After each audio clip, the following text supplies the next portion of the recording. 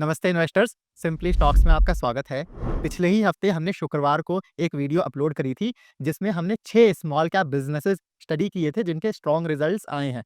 अभी earning season चालू ही हुआ है। कंपनियां लगातार अपने सितंबर क्वार्टर माने कि Q2 रिजल्ट्स निकाल रही हैं। तो आज अपनी Q2 FY26 रिजल्ट सीरीज की दूसरी वीडियो में हम 4 नए स्मॉल कैप बिज़नेसेस डिस्कस कर रहे होंगे, जिनके काफ़ी अच्छे रिजल्ट्स आए हैं। ये बिज़नेसेस अलग-अलग सेक्टर से हैं। हम कंपनियों के बिज़नेस मॉडल्स को समझेंगे, इनके रिजल्ट्स देखेंगे और साथ में ये जानने की भी कोशिश करेंगे कि इनका भविष्य कैसा दिख रहा है। लेकिन ध्यान रहे, ये वीडियो किसी भी तरह से इन बिज़नेसेस पर बाय या सेल रिकमेंडेशन बिल्कुल भी नहीं है। इसका आपको ध्यान रखना है। इसके साथ ही चलिए शुरू करते हैं।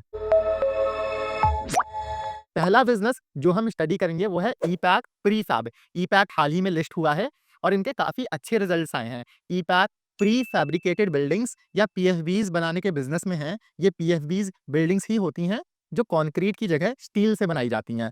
ऐसा ये स्टील की बिल्डिंग का ढांचा रहता है, जिस पर फिर चारों ओर और ऊपर छत लगाई जाती है। पीएफबीज को फैक्ट्री में तैयार किया जाता है और फिर ये क्लाइंट की साइट पर असेंबल करके खड़ी कर दी जाती हैं। आमतौर पर पीएफबीज को प्री इंजीनियर्ड बिल्डिंग्स या पीईबीज भी बोलते हैं, पर हल्का सा फर्क ये रहता है कि पीईबीज आपकी क्लाइंट के हिसाब से कस्टम डिजाइंड होती हैं।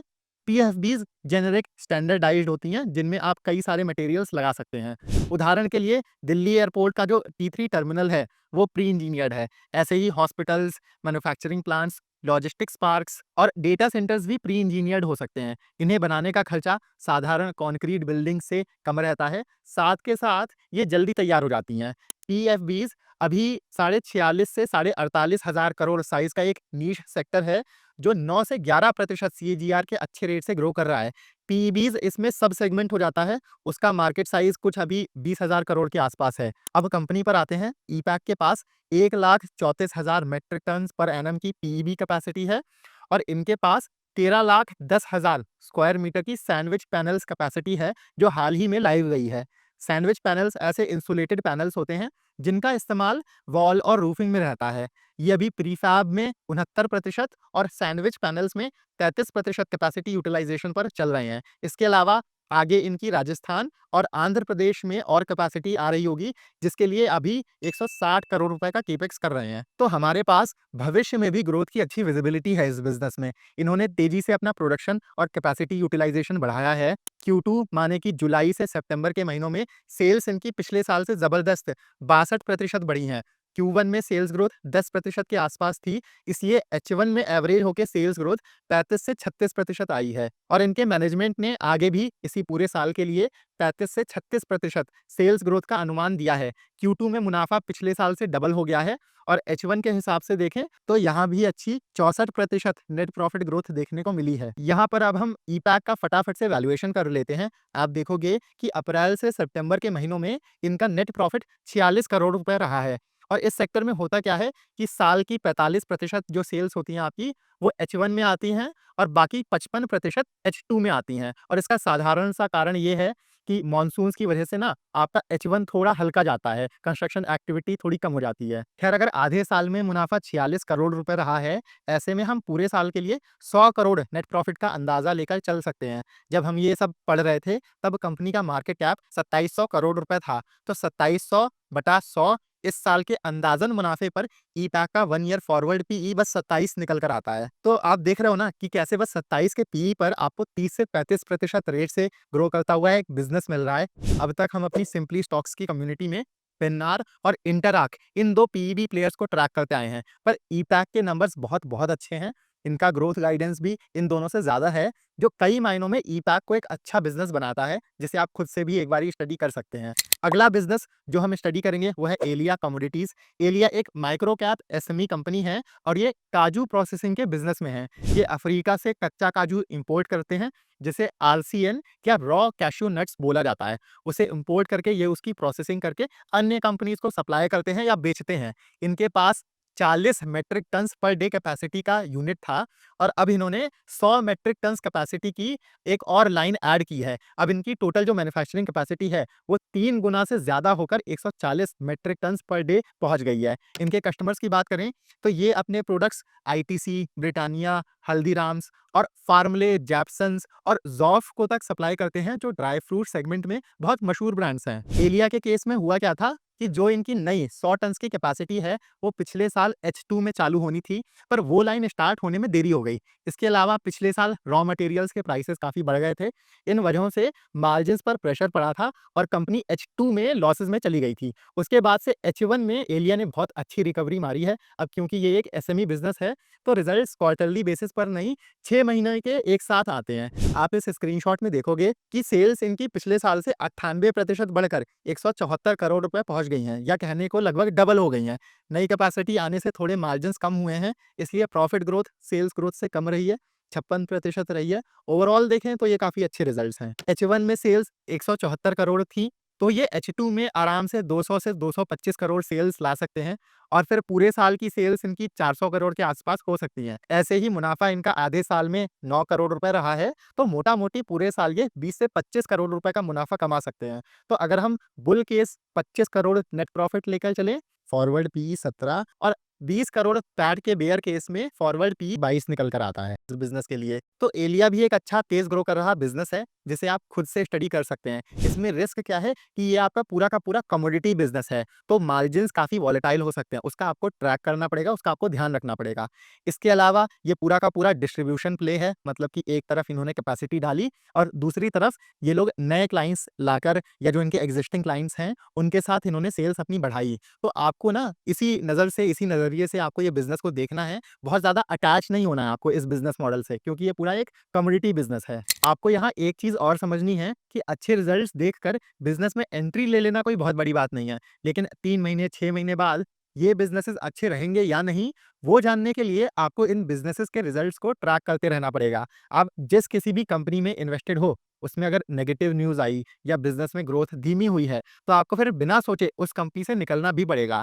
एग्ज़िट पॉइंट समझना एंट्री पॉइंट से ज़्यादा ज़रूरी होता है इन्वेस्टर्स के लिए, वरना आप देखोगे कि आपके लॉसेस जो हैं वो बढ़ते जाएँगे, या अगर आप प्रॉफिट्स में हो और आपने टाइमली एग्ज़िट नहीं लिया, तो आप देखोगे आप वो सारे प्रॉफिट्स खो दोगे। और मार्केट की सारी कंपनियाँ नहीं, आपको कम से कम अपने पोर्टफोलियो के बिज़नेसेस को तो ट्रैक करते रहना पड़ेगा। पर दिक्कत क्या आती है रिटेल इन्वेस्टर्स के साथ, कि उनको पता ही नहीं चलता है कि कब किस कंपनी के रिजल्ट्स आ रहे हैं, या कब कौन-सी चीज़ कंपनी में खराब हो गई है। और पता भी चल जाए तो ये समझ नहीं आता है कि उन रिजल्ट्स को स्टडी कैसे करें। तो इसलिए हमने सीरियस इन्वेस्टर्स के लिए एक पर्सनल व्हाट्सएप कम्युनिटी बनाई है, जहाँ हम 150 से ज़्यादा अच्छे-अच्छे बिज़नेसेस को क्लोज़ली ट्रैक करते हैं। उनके business model, valuation, risk factors, कैसे रिजल्ट्स आए हैं, सब पर डिटेल में डिस्कशन होता है। वहाँ हम अपना पोर्टफोलियो भी शेयर करते हैं और वन ऑन वन आपके सारे डाउट्स भी क्लियर करते हैं। हाँ, लेकिन हम किसी भी कंपनी पर बाय सेल कॉल्स नहीं देते हैं, हम सेबी रजिस्टर्ड नहीं हैं। हमारा काम सिर्फ़ आपको सही और पूरी इन्फॉर्मेशन देना है कंपनीज़ पर। लेकिन ध्यान रहे, ये एक पेड कम्युनिटी है और इसमें 2 प्लान्स हैं। 6 महीने का प्लान ₹6000 का है और 1 साल का प्लान ₹10,000 का है। अगर आप इंटरेस्टेड हैं, तो आप इस नंबर पर व्हाट्सएप कर दीजिए, वरना इसी का हमने डिस्क्रिप्शन में लिंक भी दिया हुआ है। आप उस लिंक से हमें कॉन्टैक्ट करके ये कम्युनिटी जॉइन कर सकते हैं। वापस से अपने डिस्कशन पर आते हैं। अगला बिज़नेस जिसके काफ़ी अच्छे रिजल्ट्स आए हैं, वो है डीसीबी बैंक। डीसीबी एक स्मॉल कैप बैंक है। इनका मार्केट कैप बस 5,000 करोड़ रुपए है, तो ये छोटे बेस पर काफ़ी तेज़ ग्रो कर रहा है। इनकी मेजर प्रेज़ेंस महाराष्ट्र, उड़ीसा और गुजरात में है। इनके पास एडवांसेस या टोटल लोन बुक इनकी लगभग 53,000 करोड़ रुपए की है। मतलब ये वो पैसा है जो डीसीबी ने लोन पर दिया हुआ है, और ये एडवांसेस पिछले साल से बढ़िया 19% ग्रो किए हैं। इंडिया की क्रेडिट ग्रोथ अभी 10 से 11% के आसपास है, तो हम ये कह सकते हैं कि डीसीबी बैंक सेक्टर के डबल रेट से ग्रो कर रहा है। इसमें इनके मॉर्गेजेस, मतलब घर या ज़मीन गिरवी रख के जो लोन लिया जाता है, उसमें 16% की ग्रोथ आई है। को-लेंडिंग पोर्टफोलियो 140% ग्रो किया है। को-लेंडिंग में आप किसी बड़े प्रोजेक्ट के लिए अन्य बैंक्स या एनबीएफसीज के साथ पार्टनर करके लोन देते हो। ऐसे ही गोल्ड लोन्स और कंस्ट्रक्शन फाइनेंस में 25-25% ग्रोथ देखने को मिली है। यहाँ लिखा नहीं है, पर डिपॉजिट्स इनके, मतलब आप या हम जो बैंक में पैसा जमा करते हैं, वो संख्या पिछले साल से 19% बढ़ी है। ये 2 पार्ट्स होते हैं किसी बैंक के, कि बैंक इधर लोगों से डिपॉजिट्स लेकर और दूसरी तरफ वो पैसा लोन्स की फॉर्म में आगे देता है। बीच की मार्जिन बैंक की कमाई होती है। एसेट क्वालिटी पर आते हैं। डीसीबी के फंडामेंटल्स स्ट्रॉन्ग हैं। ग्रॉस एनपीएस पिछले साल से 3.3% से 2.9% हो गए हैं, माने कि बैड लोन्स कम हुए हैं। नेट एनपीएस 1.2% के आसपास स्टेबल रहे हैं। पिछले क्वार्टर स्लिपेजेस बढ़ गए थे थोड़े, इधर आप देखोगे कि फ्रेश स्लिपेज रेशियो अचानक से बढ़कर 4.6% पहुंच गया था। स्लिपेजेस एक तरह से आपके आगे चलकर बैड लोन्स या एनपीएस बनते हैं, पर वो फिर से नॉर्मलाइज हो गया है। इस पर मैनेजमेंट ने बोला था कि ये जो स्लिपेजेस हुए हैं, ये इनके छोटे बिजनेस सेगमेंट्स के हैं और इसके लिए कंजर्वेटिव होकर उन्होंने पहले से ही पूरा प्रोविजन कर लिया था, या एक तरीके से उन्होंने मान लिया था कि ये पूरा का पूरा लॉस हो जाएगा और वो लॉस एक तरीके से पहले ही बुक कर लिया था। इस दिशा में आप देखोगे कि क्रेडिट कॉस्ट इनकी जो अचानक से बढ़कर 0.6% हो गई थी, वो वापस से पुराने लेवल्स पर आ गई है।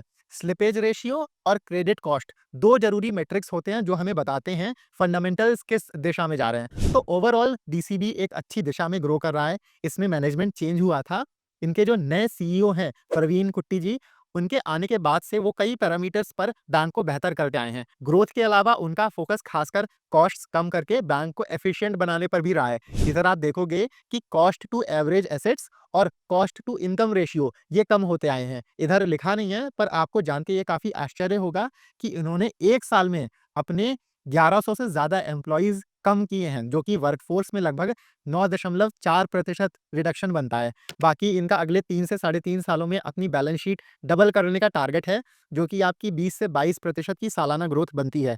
इस क्वार्टर प्रॉफिट ग्रोथ स्ट्रॉन्ग नहीं थी क्योंकि आरबीआई ने इंटरेस्ट रेट्स कम किए थे। ऐसे में होता क्या है कि कस्टमर को तो बेनिफिट आपका तुरंत पास ऑन हो जाता है लो इंटरेस्ट रेट का, पर एनबीएफसी या बैंक लेवल पर थोड़ा समय लगता है, तो शॉर्ट टर्म में मार्जिन्स पर प्रेशर आ जाता है। अब अगर आगे और रेट कट्स नहीं होते हैं, तो हमें यहाँ बॉटम लाइन में भी अच्छा एक्सपेंशन या ग्रोथ देखने को मिल रही होगी। और जैसे मैंने आपको बताया था कि डीसीबी बैंक का बेस छोटा है, मार्केट कैप बस 5,000 करोड़ रुपए है। सब अच्छा रहा तो इनके रिटर्न रेशियोज भी ऊपर जाएंगे और ये अभी 0.8 के पीबी रेशियो पर ट्रेड कर रहे हैं। वैल्यूएशन के नजरिए से ये काफी अंडर वैल्यूड है। बाकी ग्रोथ भी अच्छी आ रही है, तो ये भी एक अच्छा स्मॉल कैप बैंकिंग बिजनेस हो सकता है, जिसे आप खुद से स्टडी कर सकते हैं और अपने रेडार पर रख सकते हैं। चौथा और आखिरी बिजनेस जो हम स्टडी करेंगे वो है पीवीआर आइनॉक्स। पीवीआर के काफी समय बाद अच्छे रिजल्ट्स आए हैं। आपको पता ही होगा पीवीआर आइनॉक्स मूवी थिएटर्स चलाते हैं। इस बिजनेस में फिल्म्स कैसी आ रही हैं, कैसा परफॉर्म कर रही हैं, उसका बहुत बड़ा रोल रहता है। मूवी थिएटर्स आपके एसेट हैवी बिजनेसेस होते हैं, माने कि भले जवान या एवेंजर्स जैसी सुपर हिट मूवीज आए या सुपर फ्लॉप मूवीज आए, पीवीआर को हॉल्स के लिए रेंट, सैलरीज, इतने बड़े हॉल में एसी चलाने का खर्चा सब उतना ही पे करना पड़ेगा। माने कि ऑपरेटिंग एक्सपेंस या मूवी हॉल को चलाने का खर्चा बहुत ज़्यादा रहता है। ऐसे में अगर बॉक्स ऑफिस कलेक्शन अच्छा रहता है, तो पीवीआर मुनाफा भी अच्छा कमाएगा। अगर अच्छी फिल्म्स नहीं आ रही होती हैं, तो पीवीआर लॉसेस में भी चला जाता है। इसी दिशा में आप देखोगे कि पूरे 2 साल बाद इतनी सारी 100 करोड़ प्लस क्लब की मूवीज़ आई हैं। 2 साल पहले Q2 FY24 में 9 मूवीज़ आई थी, जिनका बॉक्स ऑफिस कलेक्शन 100 करोड़ से ज़्यादा था। पिछले साल बस 5 मूवीज़ ऐसी थी। इस साल 12 सुपरहिट मूवीज़ रिलीज़ हुई हैं, जुलाई से सितंबर के 3 महीनों में। सैयारा, महाअवतार नरसिम्हा और कूली, इन तीनों का तो 300 करोड़ से भी ऊपर का कलेक्शन रहा है भारत में। इसके अलावा इस साल रीजन वाइज़ माने कि तमिल, तेलुगु, मलयालम और कन्नड़ा, इन सब में भी अलग-अलग सुपर हिट्स देखने को मिले हैं। इस पर इनके मैनेजमेंट ने ये बोला भी है कि पहले क्या होता था कि सुपरस्टार्स पर, जो आपके 3 मशहूर खान्स हैं, उन पर डिपेंडेंसी काफ़ी ज़्यादा रहती थी सुपर हिट्स के लिए। पर अब एक शिफ्ट आ रहा है कि अच्छा कंटेंट, स्टोरी लाइन भी ऑडियंस को अट्रैक्ट कर रहा है। साथ के साथ रीजनल कंटेंट पाइपलाइन भी बहुत अच्छी चल रही है। इसी दिशा में आप देखोगे कि मूवी टिकट की सेल्स पिछले साल से 17.5% बढ़ी हैं Q2 में। फूड और बेवरेजेस की सेल 14.5% बढ़ी हैं और एडवर्टाइजमेंट इनकम, मतलब जो आप मूवी शुरू होने से पहले या ब्रेक में एड्स देखते हो, वो इनकम 15% ग्रो हुई है। ये सब मिला के कुल सेल्स पीवीआर आइनॉक्स की पिछले साल से 12.3% बढ़ी हैं। और इस परफॉर्मेंस की वजह से पिछले साल जहां पीवीआर आइनॉक्स में 12 करोड़ रुपए का लॉस था, वो इस साल 106 करोड़ के नेट प्रॉफिट में बदल गया है। Ind AS 116 adjusted net profit 127 crore रुपए रहा है। इंड एएस 116 आपका लीजेस के लिए रहता है। ये अकाउंटिंग स्टैंडर्ड लगने से आपका जो शुरुआत के सालों में नेट प्रॉफिट कम दिखता है। आप चाहें तो 106 करोड़ की संख्या ले लो या 126 करोड़ की, इतना कुछ खास फर्क नहीं पड़ता है।